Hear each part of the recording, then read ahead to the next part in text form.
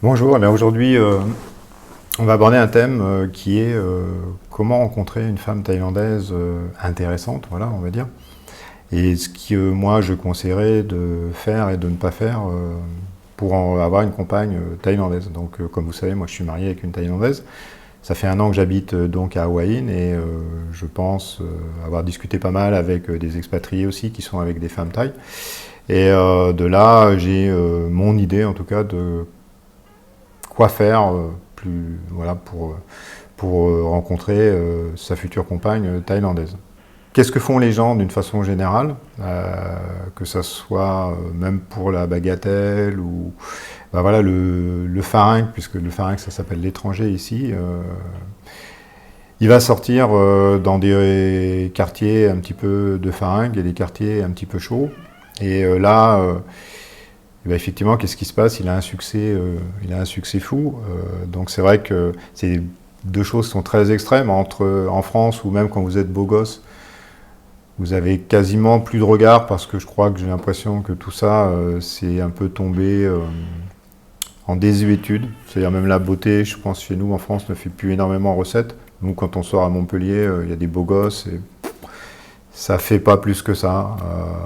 On a l'impression que les gens sont quand même assez blasés. Donc à part si on voit des grosses célébrités, et encore, moi l'autre fois j'étais à la Dune, il y avait, je ne me rappelle plus son nom, là, un célèbre basketteur qui était là. Bon, les filles, elles n'étaient pas non plus. Bref. Pour la partie, et c'est vrai quand vous arrivez en Thaïlande, ben, dans ce genre de quartier ou de rue, vous avez la hola, on va dire, vous vous sentez, on va dire, l'âme de Brad Pitt. Enfin, pas l'âme peut-être, mais l'apparence de Brad Pitt. Donc c'est vrai qu'on tout de suite on est, waouh. Donc effectivement, il y a des gens qui en font leur ami, c'est-à-dire, on va dire, ils prennent cette fille, qui est souvent tarifée quand même, il faut dire qu'on appelle ça des freelances ici. Donc il y a plusieurs catégories de freelance.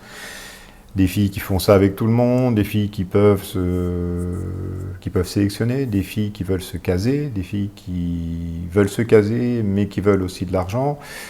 Bon, c'est un peu long à développer, mais c'est vrai que là, dans toutes ces filles, on peut trouver, on va dire, sa petite amie, en la sortant, on va dire, de sa condition. Elles ont souvent des enfants d'ailleurs, faut dire, puisque c'est un peu l'unique recours pour elles de faire de l'argent, on va dire de l'argent facile et de l'argent plus sans masque en travaillant au 7-Eleven ou dans des emplois un peu bateaux.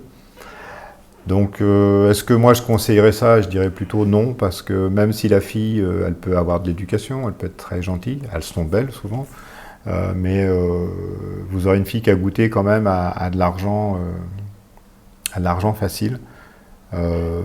Donc je ne sais pas si c'est vraiment un bon choix. Mais c'est un choix quand même que font, j'allais dire, pas mal d'étrangers.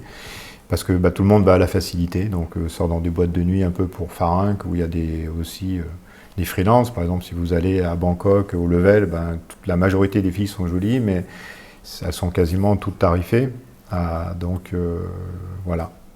Après, ben, qu'est-ce qu'il y a comme recours aussi eh ben, c'est d'aller sur des sites de rencontres. Sites de rencontres, il faut bien choisir aussi. J'allais dire les sites 100% gratuits, c'est peut-être pas là où c'est le plus facile, puisque vous allez être en concurrence avec beaucoup de gars qui veulent la même chose que vous.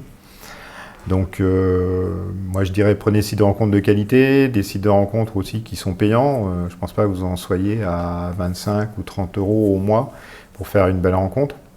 Et là, vous aurez quand même déjà des navigations plus sympas et puis un ratio de réponse qui est plus en votre faveur. Et après, une chose qu'on peut faire aussi, moi, que si vous êtes sûr de vous et bon, d'une apparence, on va dire, normale ou sympathique, je pense que quand on drague dans la rue, alors c'est super dur en France, vous voyez tous ces coachs en séduction qui arrivent jamais à rien, au final, hein, ils vous disent oui, on va coacher les gens, mais si vous faites des situations qui ne sont pas truquées, s'ils vont sur des belles filles, eh ben, la réponse est toujours la même. Hein. Au mieux, c'est très sympathique, vous êtes vraiment courageux d'être venu me voir, mais j'ai déjà un copain. Donc si vous reproduisez ça en Thaïlande, vous aurez beaucoup plus de chance de ne pas avoir cette réponse de mais j'ai déjà un copain, parce qu'il y a déjà beaucoup plus de filles qui sont libres et qui sont mignonnes. Et moi, je conseillerais aussi pour les gens qui sont célibataires en Thaïlande, si vous venez en Thaïlande, si vous habitez en Thaïlande, et si vous voulez un niveau social quand même qui soit pas mal, je pense que les plus jolis et le niveau sociaux les plus hauts sont quand même à Bangkok. Donc ça serait quand même de chercher une fille sur Bangkok. Je pense que c'est plus facile par exemple que sur Phuket où toutes les filles sont... Bon, il y a déjà beaucoup plus de facilité à avoir de contact avec les étrangers, alors pas maintenant avec le Covid. Et ou des villes comme ici, Hawaï, où par exemple, c'est une petite ville, donc je pense que toutes les plus jolies filles, les filles les plus intéressantes, les Thaïlandais, ils sont pas fous non plus, ils sont déjà avec, pour une grande majorité, alors qu'à Bangkok, c'est un peu comme à Paris, on retrouve plus de célibataires et donc plus de potentiels célibataires intéressants. À Chiang Mai aussi, je crois c'est une vraie ville thaïlandaise, je crois qu'il y a des jolies filles et des filles aussi qui sont étudiantes, enfin voilà, des filles entre guillemets normales. Voilà. Donc ça, c'était pour mes petits conseils. Je vous mettrai des liens aussi intéressants en bas où vous verrez un gars qui drague dans la rue à Bangkok, par exemple, et puis des liens de sites où on peut aller pour, on va dire, nouer des contacts. Voilà, donc c'était juste ma petite appréciation et ma petite opinion sur comment rencontrer des filles en Thaïlande ou des femmes en Thaïlande. À bientôt, au revoir.